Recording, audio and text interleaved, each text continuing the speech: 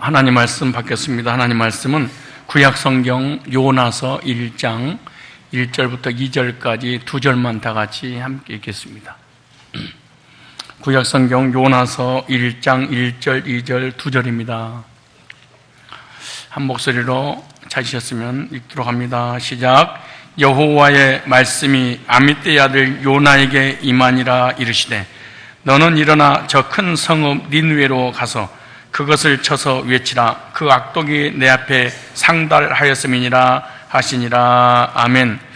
오늘 본문을 중심해서 전도의 사명이라는 제목으로 말씀을 증거할 때 사명이 불릴 때 일어나는 복된 시간이 되시기를 축복합니다. 구약에는 하나님 믿는 무수히 많은 백성들이 살았습니다. 10만 명, 50만 명, 100만 명, 1000만 명 할 것 없이 수억의 인구들이 이 세상에 왔다 갔죠. 그러나 그 세상에 있는 모든 사람들이 다 하나님의 계시를 받아서 그 계시를 누리며 살아간 사람은 그렇게 많지 않습니다. 그래서 구약의 백성들 중에 하나님의 계시의 말씀을 받은 사람들이 있습니다. 그 하나님 계시 말씀 받은 사람을 선지자 이렇게 말합니다. 선지자라고 하는 것은 하나님의 말씀을 다른 백성들보다 먼저 받았다 이런 뜻입니다. 그럼 하나님의 백성들 가운데 하나님 말씀을 특별히 전해주는 이 선지자가 해야 될 역할이 뭐냐? 그것은 본인 스스로 깨닫고 끝나는 것이 아니라 다른 백성들에게 이 소식을 전하라고 주시는 것입니다. 그러므로 하나님의 말씀을 받은 선지자는 반드시 다른 백성들에게 그 받은 말씀을 전해야 될 사명이 있습니다. 그 사명을 받은 사람, 오늘 본문에 보니까 요나라고 하는 선지자입니다. 요나에게, 아미떼 아들 요나에게 여호와의 말씀이 임하니라 그렇게 말합니다. 선지자, 하나님의 사람, 하나님의 백성들에게는 하나님께서 말씀으로 찾아오시고 말씀으로 사명을 주시고 말씀을 증거할 사명까지 하나님이 허락하시는 것입니다. 오늘 요나서 1장 1절에 보니까 아미떼 아들 요나에게 여호와의 말씀이 임했다 이렇게 말합니다. 선지자 요나에게 말씀이 임했기 때문에 선지자 요나는 받은 말씀을 반드시 다른 백성들에게 전해야 됩니다. 그럼 다른 사람들은 왜 전하지 않느냐? 하나님의 말씀이 임하지 않았기 때문에 전하지 않았다 이렇게 생각하면 됩니다. 오늘 저와 여러분들도 요나처럼 하나님의 말씀을, 하나님의 계시 말씀을 받은 사람들입니다. 여러분, 하나님께서 주신 계시의 말씀이 있으십니까? 그렇다면 여러분들은 선지자입니다. 신약시대에 우리에게 주신 가장 크고 중요한 계시가 있습니다. 그 계시가 뭐냐? 복음입니다. 대부분 사람들이 계시 그러면 꿈을 꾸었다, 환상을 보았다, 음성을 들었다, 내세를 체험했다라고 얘기를 하는데 이거는 아주 수준 낮은 계시고 거의 하나님이 주신 계시가 아니라 거의 사단의 계시가 99% 이상 됩니다.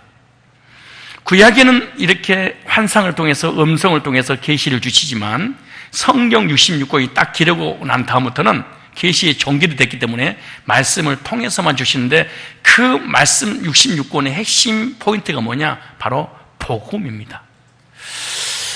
예수 그리스도의 십자가 보혈의 공로로 구원의 확신을 가졌다. 그러면 계시를 받은 사람이 분명합니다. 나는 구원의 확신을 갖지를 못했다라고 한다면 하나님의 계시를 받은 사람이 아니기 때문에 그 사람을 하나님이 보내지도 않습니다. 그리고 사명을 주지도 않고 본인 역시 모르게 되지요. 이 성경 구절을 다 찾을 수 없지만 로마서 16장 25절이나 26절이나 누가복음 16장 20절이나 디도서 1장 2절에 보면은 하나님의 계시의 말씀이 바로 복음이다. 이렇게 복음은 복음의 주체는 예수 그리스도지요. 복음이잖아요. 예수님이. 복음의 내용이 예수님의 죽으심과 부활이고, 예수님이 죽으심과 부활을 통해서 우리가 거듭나서 구원받게 되는 거죠. 그래서 죄산 받고 구원받은 사람은 하나님의 계시를 받은 사람들입니다. 그래서 계시라는 이 단어 자체는 비밀스러운 것을 살짝 한 사람에게만 보여주는 것, 이걸 계시라 이렇게 말합니다. 많은 사람들이 있지만 한 사람에게만 보여주는 것. 그래서 하나님께서 특별히 택하신 자에게, 하나님께서 원하시는 자에게 하나님의 비밀을 보여주는 거예요. 그 비밀이 뭐냐? 복음입니다. 그래서 복음을 들으면 하나님 비밀을 깨닫게 되죠. 그 하나님 비밀을 깨닫게 되는 순간 죄산받고 구원의 확신을 갖게 됩니다. 이렇게 구원받은 사람을, 계시적 지혜를 받은 사람, 누가복음 10장 19절 20절 이하에 보면은 그렇게 말씀합니다. 그러니까 똑같은 시간에 똑같은 장소에 똑같은 말씀을 들어도 한 사람은 눈물을 흘리고 감격하고 아멘하고 막 견딜 수 없는 이런 감격의 찬양이 속에 나옵니다. 그러나 똑같은 시간, 똑같은 장소, 똑같은 말씀을 들어도 하나님께서 그 사람에게 계시적 지혜를 주지 않으면 복음을 깨닫지를 못합니다. 복음이 이해가 되질 않습니다. 아무리 세상적인 지식이 많고 머리가 좋고 똑똑해도 하나님의 계시적 지혜가 없으면 복음을 모를 뿐만 아니라 영혼을 구령하는 열정 자체도 생기질 않죠, 사실은. 다른 사람이 구원에 관한 복음을 듣고 눈물을 흘리면서 감격할 때 이 사람은 아무런 마치 얼음처럼 냉철합니다. 냉랭합니다. 그리고 아무런 감격 없습니다. 한 사람은 울고 있는데 한 사람은 감정이 없는 것은 계시적 지혜가 그 한 사람에게 주지 않고 또 다른 사람에게 주셨기 때문에 그런 거예요.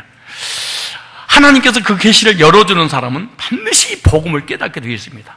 하나님의 말씀이 계시적 지혜로 임하기 때문에 그 말씀을 받아들일 때 이제 구원의 역사가 일어나게 될 거 아니에요? 저와 여러분들이 구원받은 것은 하나님의 계시적 지혜를 받은 사람들인 줄로 믿습니다. 하나님의 말씀이 요나에게 임함으로 하나님의 사명을 깨닫고 사명의 사람이 된 것은 하나님의 계시적 복음을 듣고 구원받은 우리들에게 동일하게 하나님께서 주신 사명을 깨닫고 사명을 전하는 것은 동일한 겁니다. 오늘 2절 볼까? 1절 2절 해보세요. 오늘 요나서 1장 1절 2절 보세요. 시작.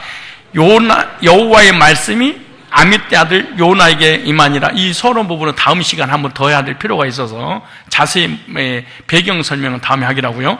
여호와의 말씀이 아미떼 아들 요나에게 임하니라. 이르시되 너는 일어나 저 큰 성읍 니느웨로 가서 그것을 쳐서 외치라. 그 악독이 내 앞에 상달하였습니다.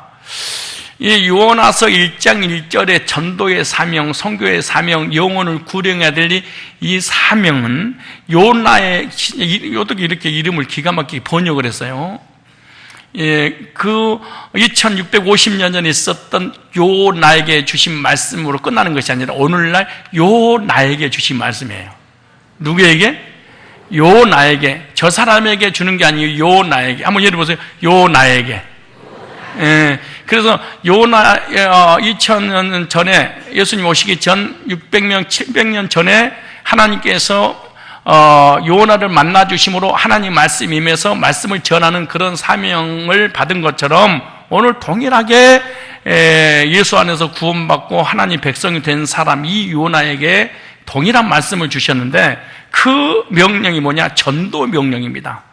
이 명령이라는 것은 해도 되고 안 해도 되는 것이 아니라 반드시 해야 됩니다. 사람하고 사람의 관계 속에서도 어떤 부탁을 하면 반드시 들어줘야 되고, 근데 왕이 명령하면 더 들어야 되잖아요. 근데 창조주 하나님께서 명령을 하셨는데 그것이 바로 전도의 명령입니다.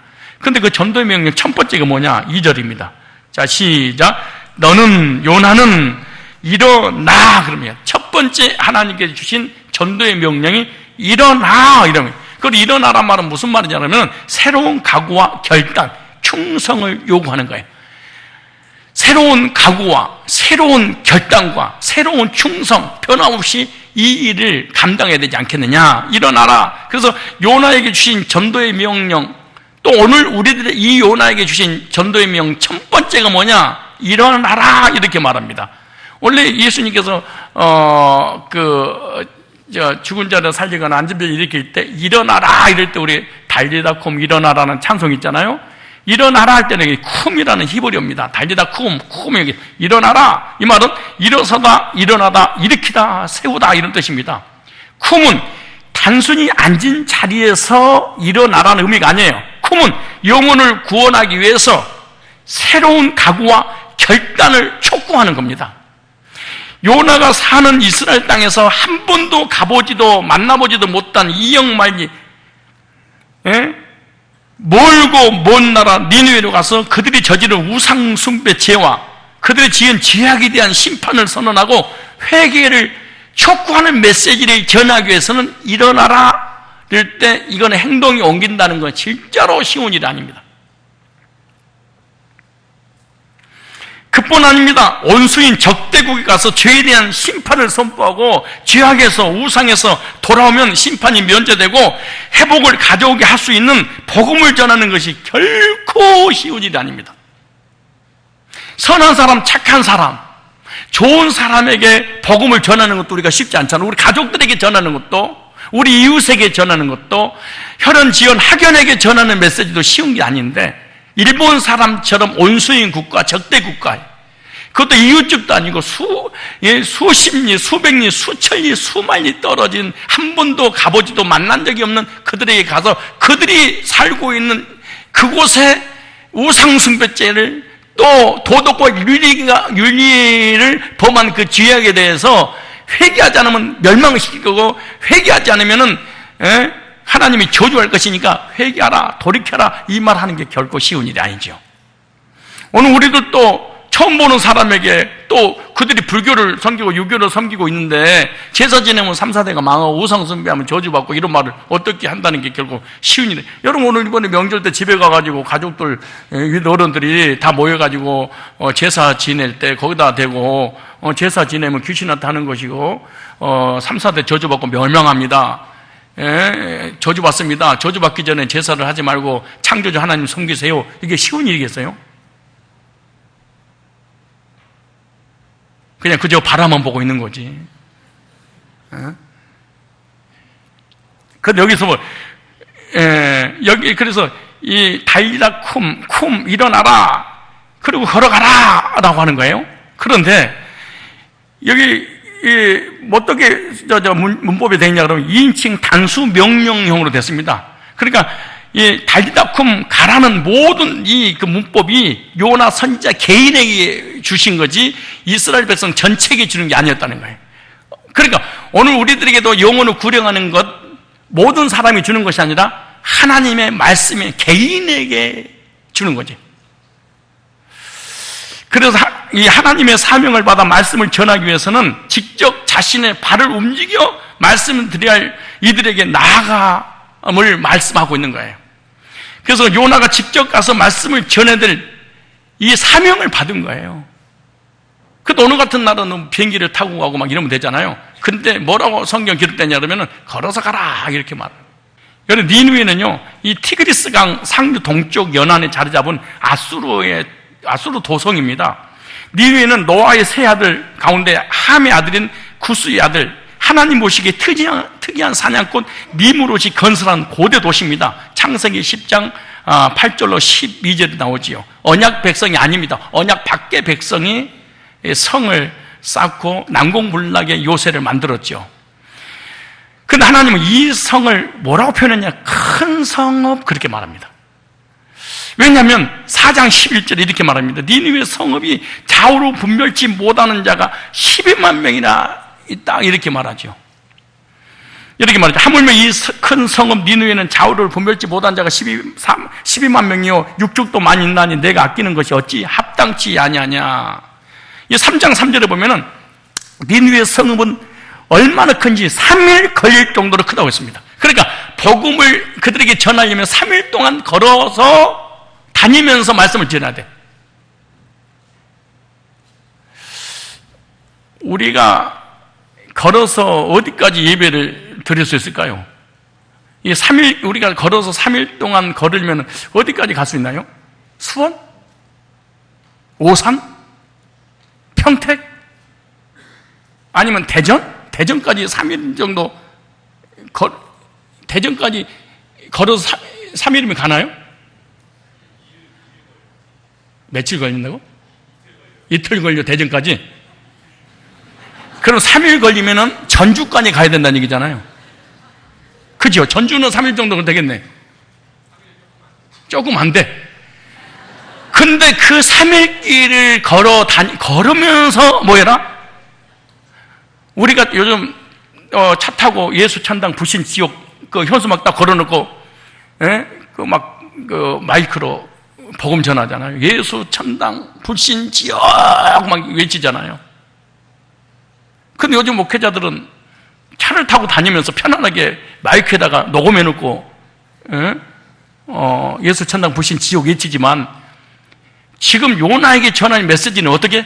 3일 동안 걸어 다니면서 전해라 그런 거지. 한 사람도 듣지 않는 사람 없도록.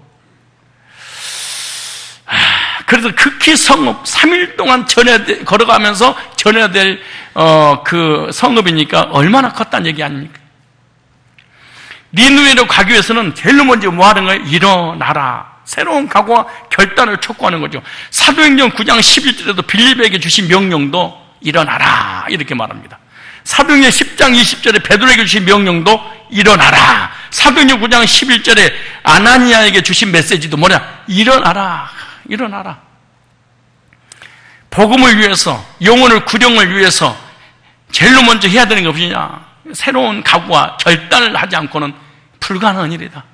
내가 반드시 1000명을 초청하고 300명을 등록시키는 거, 새로운 각오와 결단을 하지 않는 이상은, 그리고 새로운 각오와 결단하는 사람에 의해서 우리의 목표가 성취되는 것이지, 아니라는 생각에, 하나님의 계획이면, 하나님 뜻이면, 하나님 예정됐으면, 이런 악한 생각을 가지고, 그리고 이런 내 마음의 생각과 어떤 결단이 일어나지 않으면 이 사람을 통해서 아무것도 할 수 없는 거죠, 사실은. 우리는 일어나야 됩니다. 무슨 말이냐? 우리가 복음을 전하기 위해서 각성해야 됩니다. 결단해야 됩니다. 영혼을 구령하기 위해서 새로운 각오와 결단을 가지고 일어나야만이 주신 사명을 감당할 수 있는 거지요. 복음을 위해서, 하나님의 명령을 수행하기 위해서 첫 번째 할 일은 결심하는 겁니다. 결단하는 겁니다. 각오하는 것이지요. 뒤를 돌아보지 말고 오늘 이 시간 말씀 받는 이 순간부터 우리는 새로운 각오와 새로운 결단을 하기 위해서 일어나야 될 줄로 믿습니다. 복음을 위해서, 영혼 구령을 위해서 각오와 결단하고 일어날 때 주님께서 저와 여러분들을 도와주실 줄로 믿습니다.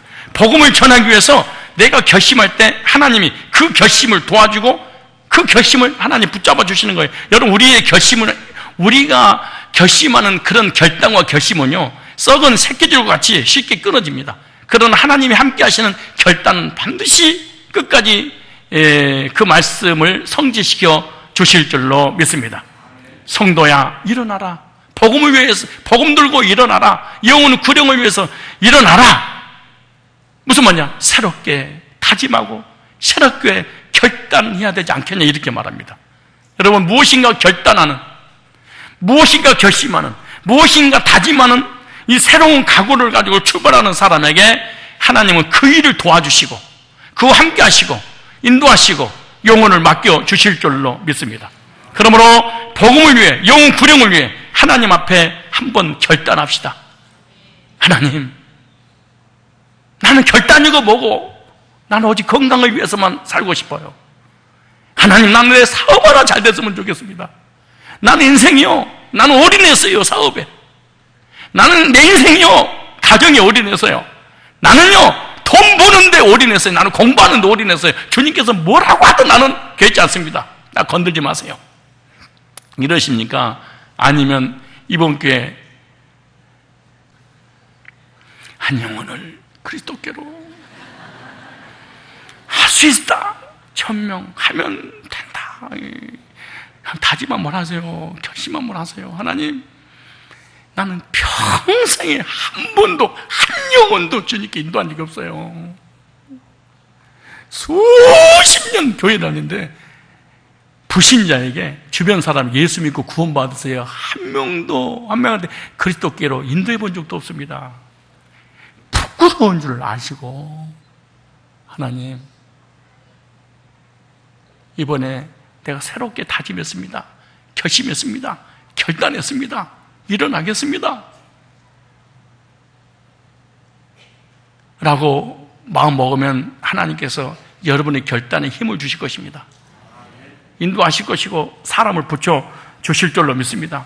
창세기 19장 14절에 보면 하나님께서 보낸 천사가 노새에게 가서 일어나라, 여기를 떠나라. 왜냐? 그 죄악이 관영하여 소돔과 고모라를 하나님께 유황불로 태워버리겠다는 거예요. 그러니까 그 속에서 빨리 빠져나오라. 그런데 그들이 지체했다. 롯이 왜 지체했냐? 지체한 이유가 뭐냐? 소돔 땅에서 성공한 재물이 그리워서 소돔기둥 돼버리죠. 그리고 자녀들은 빠져나오지 못해서 거기서 다 불에 타서 죽어버리게 되잖아요. 오늘 우리가 새롭게 결단하지 못한 이유가 뭘까요? 돈 버는데 미쳐서 그러는 거잖아요. 우리가 예배 성공하지 못한 이유가 뭐예요? 돈에 미쳐버렸잖아요. 돈 없이, 하나님 없이는 살아도 돈 없이는 못 살아요. 여러분, 세상에서 가장 추한 사람이, 추해 보이는 사람 누군 줄 아세요? 돈을 목적으로 가는 사람. 가장 추한 사람. 돈을 위해서 사는 사람.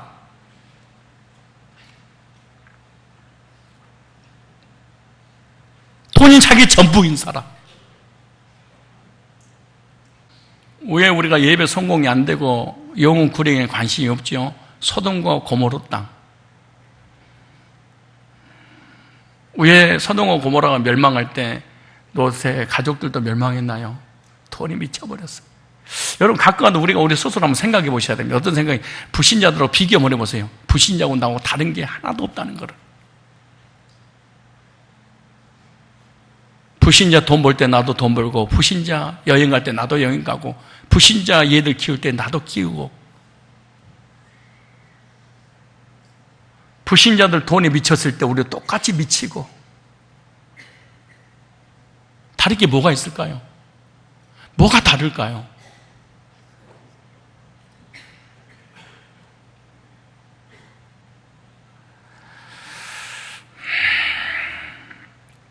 오늘 저와 여러분들에게 일어나라 첫 번째 전도의 명령을 주셨습니다.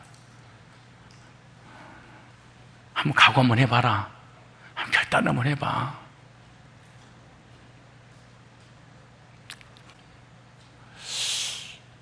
나는 우리 교회 장로님들이라든가 권사님들, 집사님들 한마디만 듣고 싶은 생각이 있어. 내가 왜 사업을 한 줄 아세요? 복음 전하려고요. 왜 애들 키우는 줄 아세요? 왜 식당 한 줄 아세요? 왜 학원 한 줄 아세요? 왜 직장 생활하는 줄 아세요? 영혼 구령하려고요. 이 말 한마디 두고 싶어요. 왜 선생질 한 줄 아세요? 얘들에게 복음 전하려고요. 하나님의 여호와의 말씀이 아미떼 아들 요나에게 임하니라 그러잖아요.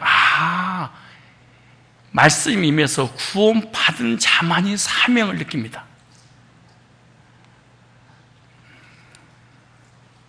여러분, 편지를 우리가 전달해요? 우체부 아저씨가 전달해요? 우리가 편지를 전달해요? 우체부 아저씨 사명이 편지를 번진에 투입하는 거잖아요. 아무나 편지를 만질 수 없잖아요. 복음은 아무나 전하는 것이 아니요, 구원받은 영혼에게만 허락된 특권입니다. 계시적 지혜, 거듭난 너에게 내가 주마 그러죠. 그러니까 이론적인 구원을 가지고는 복음을 전한다는 게 불가능한 일이다, 사실은요. 지식적으로 거듭난 사람은 절대로 복음을 전할 수 없죠. 여러분, 삶의 인생의 의미와 목적이 무엇입니까?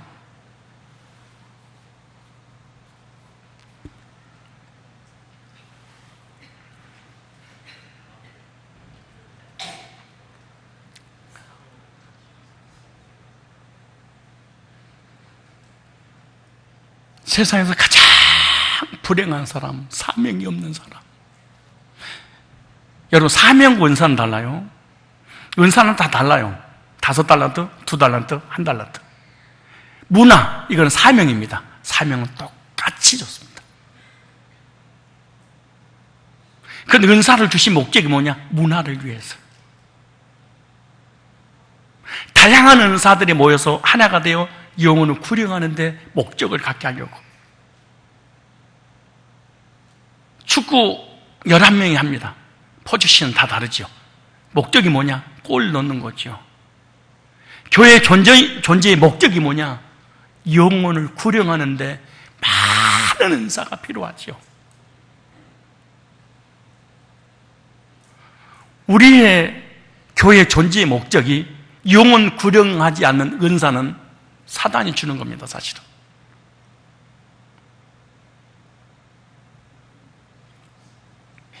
우리 학생들은 무엇 때문에 그렇게 공부 열심히 하세요?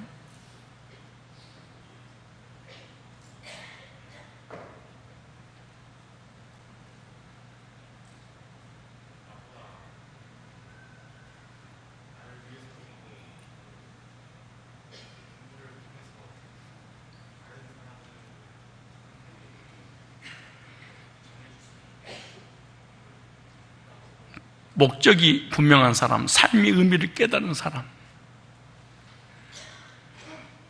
정말로 보람이고 가치 있는 일에 내 인생을 투자하는 사람, 이 사람보다 더 멋있는 사람이 어디가 있을까요?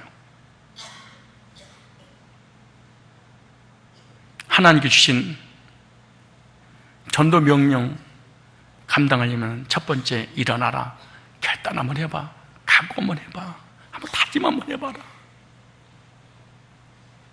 두 번째, 각오와 결단했으면, 부모님이니까 너는 일어나 저 큰 성읍 니느웨로 가서, 무슨 말이야? 이제 행동에 옮겨라 하지.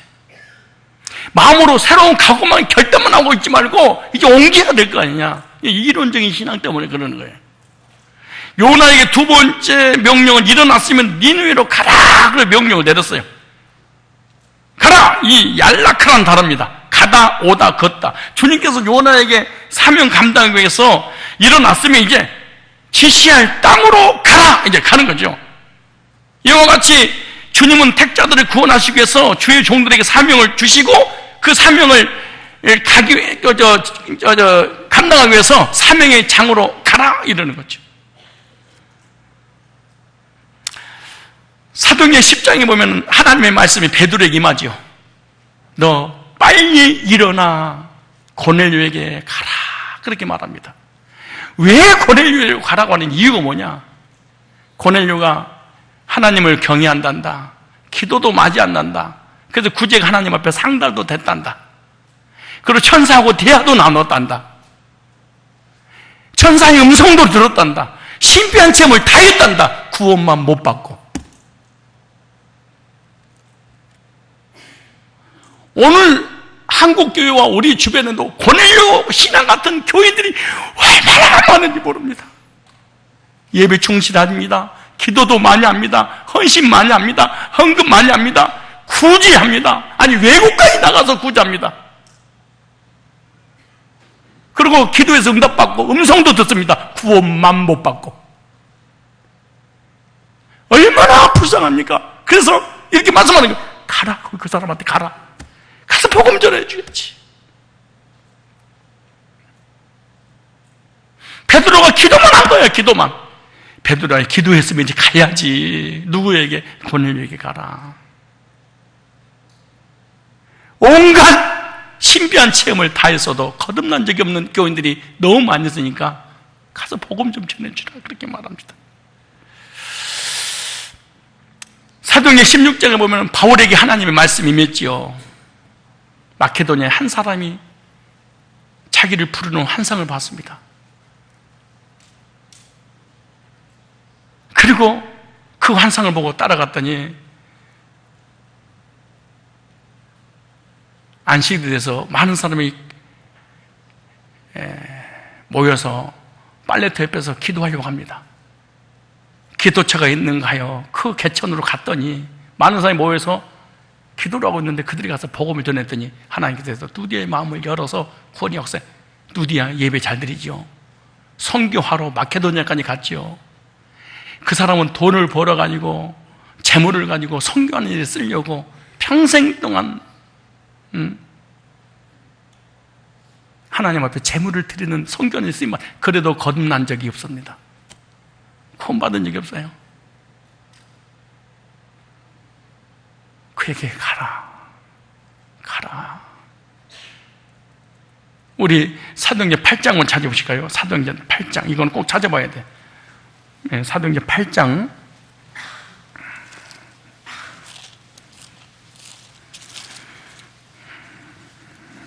26절입니다. 빌립에게 하나님의 말씀이 임하여 광야로 가서 4시에 가서 복음 전해라 이렇게 말하죠. 보세요. 26절에 시작. 주의 사자가 빌립도로 일러 가로되 일어나서 남으로 향하여 예루살렘을 가사로 내려가는 길까지 가라 하니 그 길은 광야라. 왜 광야로 보냈을까요? 자 보세요. 27절에 일어나라 가라. 하나님께서 임재하셔서 말씀을 주실 때는 언제든지 일어나 가라 그래. 근데 보니 에디오피아 사람 곧 에디오피아 여왕 간다기의 모든 국교를 맡은 큰 권세가 있는 내시가 예배로 국무총리잖아요. 그런데 수천리 길을 예배드리러 예루살렘 왔는데 구원을 받지 못하고 예배드리고 구원받지 못하고 성경 읽고 구원받지 못하고 기도하고 구원받지 못하고 헌신하고 구원받지 못하고 성경을 달달달 내오면서 다녀. 근데 보세요. 뭐라고 하는 그 다음에 돌아가는데 병 걸었다고 선지자 이사야 글을 읽더라고. 이 두루마기 성경, 그 무거운 성경을 가지고 다니면서 여러분 생각해봐요. 마차가 덜컹덜컹 거릴 거 아니에요? 비포 정도로 얼마나 많겠어. 눈이 다 망가질 거예요. 그래도 이 사람은 말씀을 사모하고 하나님을 사모하고 믿음으로 살려고 몸부림쳐서 이 갈급함을 해결하려고 마차를 타고 다니면서 성경을 읽어. 우리는 성경 주시면 배고 자잖아요. 근데 이 사람은 그런 데잖아요. 근데 보세요. 성령이 빌립도 이르되 이 병거로 가까이 나아가라 하시거늘 빌립이 달려가 선지자 이사야 글 읽는 것을 보고 읽는 것을 듣고 말하되 읽는 것을 깨달으려. 기가 막힌 말입니다. 내가 이 말씀에 충격을 받았습니다. 전도사 때 내가 구원받고 이 말씀 읽다가 전도의 영웅 구령에 분리들 일어났습니다. 아, 구원은 기도에서 받는 게 아니구나. 구원은 성경 읽다 받는 게 아니구나. 구원은 찬양하다 받는 게 아니구나. 구원은 어떤 환상적인 체험으로 되는 것이 아니구나. 이거 이 사람 모습이죠. 뭐라고 그러는가? 대답하되 지도하는 사람이 없으니. 제가 서울대 교수 이분은 내 전도사 때 서울대 내가 다마스를 끌고 다닐 때 서울대 들어가서 이 말씀을 드렸습니다. 그때 이분이 나한테 그 교수가 뭐라고 하는지 아세요? 생물학과 교수님 나한테 뭐라고 하는지 아세요? 목사님, 구약에는 성부 시대고 구약에는 양심 시대고 구약에는 율법 시대고 구약에는 여호와 하나님 믿고 구원 받을까나 가봐야 하는 것이지 어떻게 구약이 예수 얘기하라는 얘기고 예수 믿고 구원 받았습니까? 안 믿더라고. 하다못해 목회자들까지도 구약에는 성부 시대, 율법 시대, 양심 시대, 목회자들까지도 예수님 오시기 전에 우리 조상은 어떻게 됐을까요? 세종대왕과 예수의 장으로 나라를 살리고 한글을 복음해 주었으니 하나님께서 구원해 주시지 않았겠어요? 나한테 질문을 던지는 목사님들도 만났습니다. 제가. 근데 그들뿐만 아니라 지금 이 국무총리 이 사람도 성경을 아무리 읽어도 예수를 찾아내지를 못한, 그래서 거듭난 적이 없는 거예요. 그래서 이렇게 말한 거예요. 대답하되 지도하는 사람이 없으니 어찌 깨달을 수 있느냐 하고 빌립을 청하여 병거 올라 같이 앉으라니 읽는 성경을 이사야 53장 1절로 8절 얘기죠. 근데 아무리 읽어도 무슨 말인지 몰라. 그래서 결국에 무슨 말인지 아세요? 3, 4절 4시가 물었어. 빌립도 말하다 청컨대 묻노니 선지자가 이 말 한 것이 누구를 가리키면요? 4시가 빌립도로 자기를 가리키며 타인을 가리키면요. 도대체 이사야 53장 이 얘기가 누구요? 못 알아듣는, 못 깨닫는. 여러분요, 복음은 믿음에 들으면서 계시적 지혜이기 때문에 혼자 읽는다고 복음을 깨닫고 구원받은 게, 여러분이 혼자 성경에 율법주의, 신비주의, 행위주의에 빠질 수 있어도, 하나님 믿을 수 있어도 거듭날 수는 없습니다. 얼마나 하나님을 열심히 섬겼길래 수천일 예루살렘 가서 예배를 드리고 그것도 모자라고 오면서 성경 읽겠으면 그것도 다른 성경도 아니고 구속사적인 성경인데 몰라. 지도한 구원상담에서 복음을 가르쳐주는 사람이 없는데 어떻게 내가 거듭날 수 있겠냐 이게. 근데 그 다음 보세요. 빌립이 입을 열어 이 글의 시작가 예수를 가르쳐 복음을 전하니 이 글에서 이사야 53장 이 글에서 시작하여 예수를 가르쳐. 다 예수 얘기야. 그가 찔리 우리 허물로 인하며 그가 상을 우리고 죄악으로 인하며 그가 징계를 받아오는 우리가 평안을 누리고 그가 채찍에 맞으면 나음을 입었다. 우리 모든 인간이 그릇 행하여 각기 제 길로 갔건 여호와께서 이 무리 죄악을 예수께 담당시키셨다. 십자가를. 그 구약의 예언이 예수님인데 예수님 성취했다. 이 말 듣는 순간 성령이 와서 뒤집어 버려서 보세요. 뭐라는가? 길 가다가 물 있는 곳에 이르러 내시가 말하되 보라 물이 있으니 내가 세례를 받으니 무슨 꺼리낌이뇨? 이에 명하여 병거를 몸이고 빌립과 내시가 둘 다 물에 내려가 빌립이 세례를 주고 둘이 물에서 올라가서 주의 영이 빌립을 이끌어 간지라. 내시가 흔연히 길을 가므로 그를 다시 기쁘는 자니 얼마나 예수를 만나서 죄 용서받고 구원받고 기뻤는지. 구원은요 장난치는 게 아니에요. 신분의 변화가 일어나는 거예요. 죄인이 의인되는 거예요. 지옥 가야 될 사람이 천국으로 가는 거잖아요. 심판받을 사람이, 멸망받을 사람이 영생 얻는 거잖아요. 얼마나 기뻤겠는가 생각해 보십시오. 지도하는. 그래서 하나님께서 그런 거예요. 성령이 그러시는 거예요. 빌립아, 성경 39권을 60권을 달달달 외워도 율법주의와 종교인은 됐어도 거듭날 수 없단다. 베드로야 코넬료에게 일어나 가라. 아나니아야 일어나 바울에게 가라. 빌립아 일어나 광야로 내시에 가서 구원상담에서 구원받게 해야 되지 않겠냐 이거. 이들의 공통점이죠. 얼마나 하나님을 잘 섬겼습니까? 얼마나 예배 잘 드렸습니까? 얼마나 기도 많이 했습니까? 얼마나 은사를 많이 시험했습니까? 근데 거듭난 적만 없어요. 지금 이런 고넬료 같은 교인이, 아볼로 같은 교인이, 내시 같은 교인이 얼마나 많이 있습니까?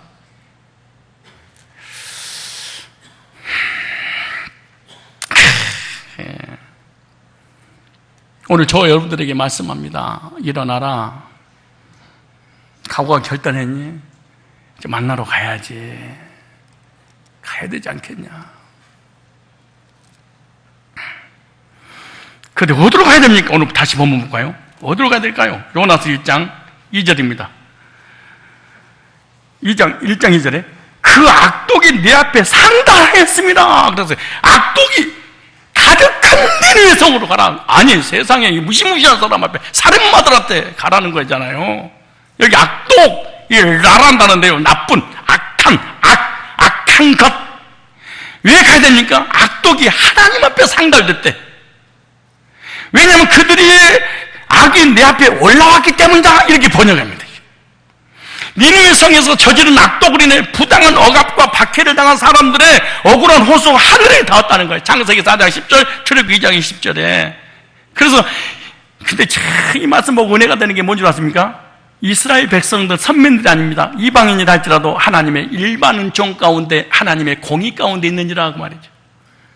여러분, 이방인들이라고 하나님 버려버린 게 아니고 이방인들 할 때도 하나님의 다스리고 통치와 하나님 공의 안에 있는 거죠. 이스라엘 선민을 넘어 이방 나라에 대해서도 공의로 통치하시기 때문에 주의 선지자를 통해서 이방 땅에 보내어 그들의 죄를 지적하고 더 이상 김정은아 백성들을 괴롭히고 고통 주지 말아라. 그것이 하나님 앞에 상달됐다. 행망들지 말고. 지금 무슨 말이에요? 그 북한, 그 공산주의를 할지라도 하나님의 다스림이 있다는 거 아니에요? 지금 그 얘기잖아 지금.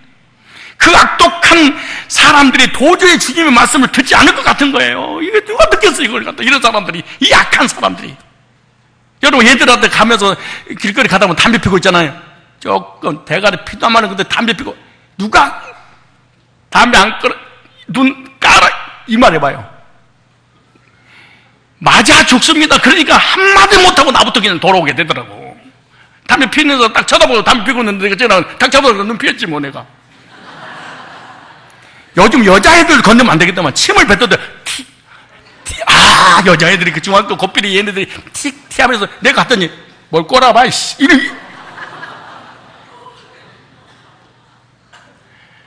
이런 사람에게 누가 가서 예수 믿으라고 그러면 누가 가겠냐고. 그런데 니느웨 성산은 악독이 가득했다는 거예요, 이게. 그래서 이런 사람 만나게 되면 나도 모르게 편견을 갖게 됩니다. 여러분, 그리스도인들이 전도하지 못한 이유 중에 첫 번째 뭐냐? 편견입니다. 쟤는 악하니까, 쟤는 우상숭배하니까, 쟤는 무당이니까, 쟤는 죽이니까, 쟤는 고지식하니까, 쟤는 죄를 너무 많이, 이게 편견 때문이에요. 아나니에게 하나님 말씀이 임해서 바울에게 가서 복음 전하러 그러잖아요. 그랬더니 뭐라는 줄 하나님을 향해서 쟤는요 기독교인들을 죽였고 또 죽이려고 그렇게 기독교dom을 찾아다니는데 못 갑니다. 그래. 하지만 내가 안전히 꼬꾸로 들여놨으면 가서 전하기만 해. 가서 보니까 꼬꾸로 나서 진짜로. 베드로야, 고넬료에 가서 말씀 전해야지. 그랬더니 못 갑니다. 안 갑니다. 그러는 거야. 왜? 이방인의 편견이야. 선택받은 백성을 구원하지 이방인들을 구원시킬 수 없다는 편견을 가지고 있었지. 여러분, 우리 주변 사람들 쟤는 안 돼, 저분은 안 돼, 저 사람은 안 돼. 목회자에게 가장 편견이 뭔 줄 아세요? 목회자들도 구원받아야 될 거 아니에요. 근데 이 말씀을 전하는 순간 전쟁이 일어나겠지, 나를 잡아먹으려고 그러겠지. 그래서 전하지를 못하게 되는 거지.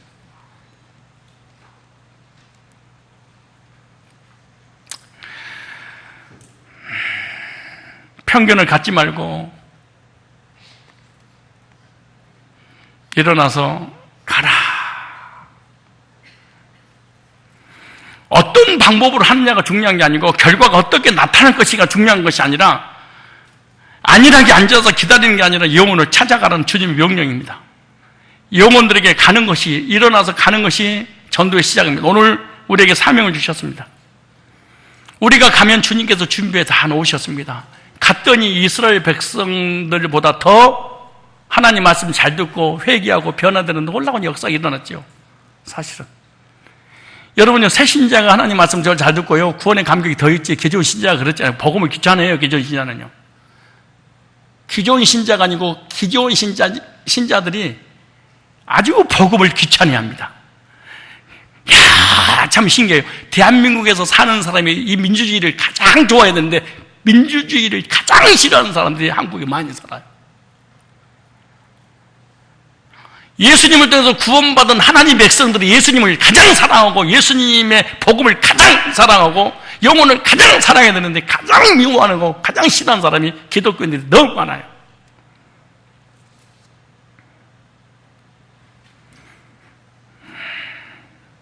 저 여러분들에게 주님이 가라고 합니다. 우리 가족들에게, 이웃들에게, 직장 동료들에게, 가까이 있는 지인들에게, 모든 족속 만민에게 땅끝까지, 명절 때도 마찬가지입니다. 그러나 여러분들 가십시오. 전도하십시오. 사랑하는 가족들, 형제 있잖아요. 지인들, 친구들. 결과는 하나님 앞에 맡기시지 결과까지 여러분 책임지려고 하시면 안 됩니다. 저는 말을 못해서 어떻게 말을, 여러분 말 잘하는 사람이 전도하는 거 봤어요? 똑똑한 사람이 전도하는 거 봤어요? 배운 사람이 전도하는 거 봤어요? 아는 척하는 사람이 전도하는 거 봤습니까? 절대로 똑똑한 거 가지고 공부하고, 여러분 똑똑하다고 구원받고 복음을 깨닫는 거 봤어요? 절대 그런 게 아니에요. 여러분 세계에서 가장 전도문도 통계가 뭔지 아세요? 목회자, 두 번째 신학생, 세 번째 장로. 세계적으로 여러분 신학생처럼 전도 못하는 사람이 없습니다. 원래 신학생들이 전도사는 뭐예요? 전도하라는 전도사니에요. 안 합니다. 몸만 살았냐? 이빨 데카르트가 떴고 파스칼이 떴고 어거스트가 떴고, 신학 역사 이거는 날 보고 입히는데 예수님을 전할 줄 몰라. 아니 복음에 미치다가 사실은 신학을 하고 복음에 미치다가 목회를 해야 되는데 복음 전하더라는 거예요. 전도 못합니다. 그래서 내가 나는 거야. 이 신학을 하면 할수록 하나님 사랑을 체험하고 영혼을 사랑하고 내세를 소망하며 이렇게 해야 되는데, 하면 할수록 이론적인 정립이 돼서 지식의 교만만 있지 판단하고 비판할 수 있는 능력은 가질 수 있어. 이단 빠지지 않을 수 있어. 그러나 영혼을 구원하는 데는 안 되게. 무슨 왜 이 말씀을 전하냐? 말 잘하고 공부하고 똑똑하다고 전도하는 것이 아니야. 약간 한물 가는 사람이 전도 잘해. 목사님, 나는 왜 전도를 못하는 거예요? 자칭 똑똑하다 그 말이야? 가면은요, 갈급한 자, 충성된 자, 예비된 자, 영성적으로 작정된 자 하나님 다 준비해놨어. 근데 우리가 안 가는 거예요. 왜냐? 왜 편지를 만지지 못하느냐? 우체부가 아니어서 그러는 거예요. 왜 전도 못하는 이유가 뭐냐? 영혼을 구령하지 못한 분이 하나님이 나에게 영적인 우체부의 사명을 주지 않았어. 그 사명을 주지 않는다 역설적으로 얘기한다면 복음을 실제로 만난 적이 없는 거예요.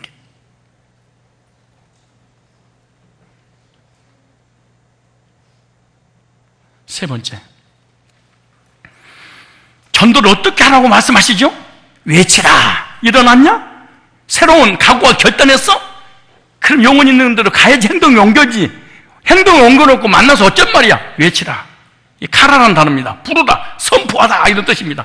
예수를 믿어주세요 그러지 않고 선포하라는 거예요. 그리고 소환하라는 거예요. 하나님께로. 하나님이 잃어버린 영혼을, 잃어버린 양들을 소환하는 거예요. 잃어버린 드라크마를 주인에게 소환하라는 거예요. 이렇게 하나님의 복음으로 불러내라는 거예요. 외치란 말은 하나님께서 요나에게 주신 명령을 외치랍니다. 누구를 향하여? 악독이 가득한 니느웨 사람들을 위하여. 하나님은 요나 선지자에게 니느웨 성읍 사람들이 저지른 죄악들을 지적하여 그들에게 심판 임할 것을 선포하라고 명령합니다. 요나의 사명이 뭐예요? 받은 말씀을 외치는 거지요. 결과와 상관없이 전하는 것이 사명입니다. 전도의 명령의 핵심이 뭐예요? 전하는 거예요. 우리의 사명도 똑같이요. 결과는 하나님이 하실 일입니다. 요나와 관계없이 니느웨 사람은 놀라운 회개의 변화의 역사가 일어났습니다. 짐승들까지 회개 역사가 일어나다고 그러잖아요. 하나님께서 뭐라고 본문을 말씀하시죠? 뭐라고 외쳐야 됩니까? 사실대로 얘기해라. 그들의 죄를 사실대로 얘기해라.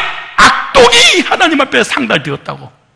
본래 니느웨 성의 창건자가 니무롯이잖아요. 창세기 10장 10절에 인류의 행복은 하나님께로 오는 것이 아니고 자신의 번영이 있다고 주장한 유물론자들입니다. 그뿐만 아니라 자기는 태양의 아들 동정녀 마리아를 통해서 태어났다. 이만희 같은, 안상우 같은, 정명선 같은, 자기가 재림주고 자기가 보혜사고 자기가 이긴 자고 자기가 태양의 아들 메시아라고 외쳤던 사람이 적그리스도가 바로 최초의 누구예요? 니무롯이라는 사람이에요.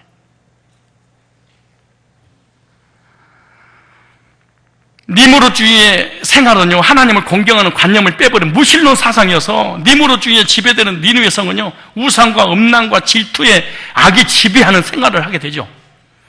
호세아 10장 6절에 오고 나옴 1장 14절 우상을 섬기는 민족이었고요, 전쟁 중에 매우 잔인하게 사람을 죽이고 건물을 파괴하는 아주 악한 죄를 호세아 11장 5절 6절에 우상 숭배죄, 전쟁을 해서 상대방을 갈기갈기지 일본 사람보다 더 악한 죄를 저지른 사람이 니느웨 사람들이었습니다.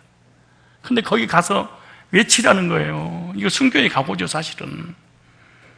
소돔과 고모라성의 죄악으로 인해서 불로 내가 심판할 거니까 가서 전해서 끄집어내라는 거지요. 노아 시대 때 죄악이 관영함으로 물로 심판하신 것처럼 하나님 심판하실 거라는 거예요. 오늘 우리들에게 영혼을 만나서 뭐라고 합니까? 외쳐라 그렇게 말합니다. 외쳐라. 무엇을 해요? 그들의 영적 상태에 대해서 외쳐야 되지 않냐? 그들은 하나님을 떠났단다. 온지에 빠지고 자범죄에 빠지고 우상숭배에 빠짐으로 진노가 임하므로 심판받고 멸망받고 저주받고 영원히 지옥 간다고 사실대로 말해라.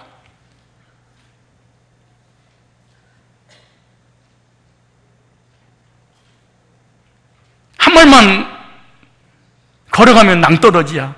낭떠러지 떨어진다고 얘기를 해야지. 저 사람이 어떻게 생각할지 몰라서 얘기를 못 해주겠어요.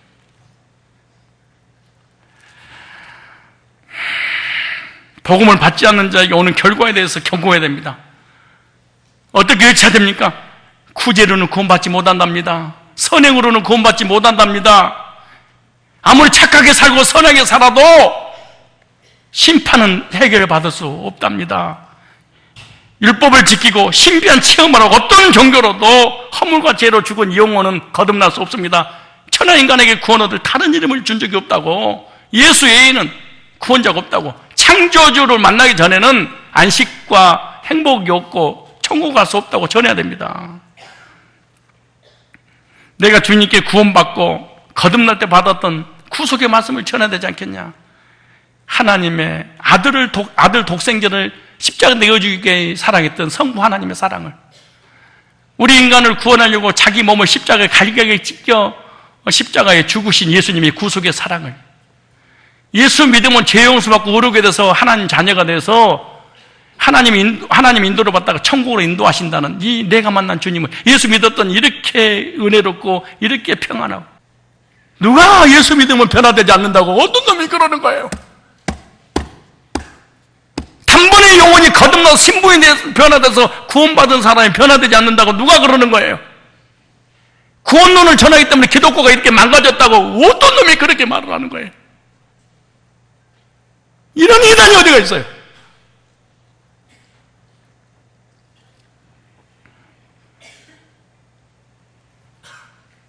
예수 만나서 구원받은 이 놀라운 감격, 은혜, 이것을 전해주는 거지요. 결과와 상관없이 전하는 사명 아니에요.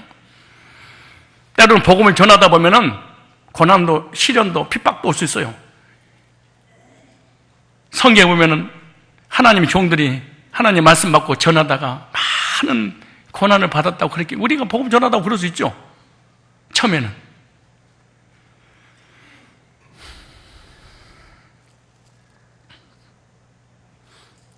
여러분 자신 스스로 보십시오. 변화된 것 같아요?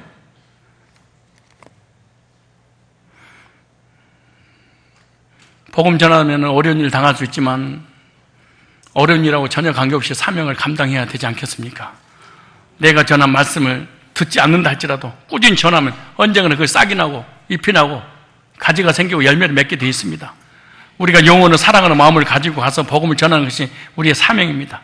요나에게 주신 것처럼 오늘 저와 여러분들에게 전도의 사명을 주셨습니다. 일어나라, 가라, 외쳐라. 결론입니다. 주님이 그러실 거예요. 너 이 땅에서 뭐 하다 왔냐?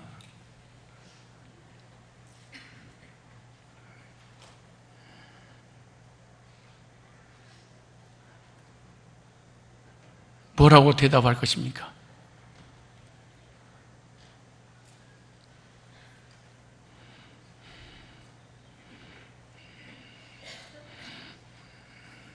새로운 각오와 결단을 위해서 일어나시고 죄악에 관영한 그들에게 가셔서 하나님 만날 수 있는, 죄 문제 해결할 수 있는 천국 가는 길은 예수 위에는 없다고, 예수 믿고 나 이렇게 은혜 받고 마음이 평안하고 행복하다고, 저와 여러분을 만난 그 예수님을 증거하는 전도의 사명자들이 다 되시기를 주님의 이름으로 축복합니다.